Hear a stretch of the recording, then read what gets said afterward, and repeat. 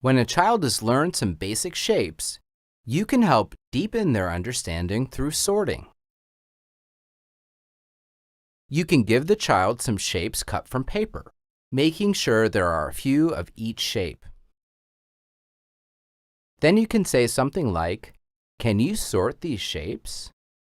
See if you can put all of the circles in one group, all the squares in another group, and all the triangles in another group. You can first show them how to do it for one of the shapes. Then they can try sorting the other shapes.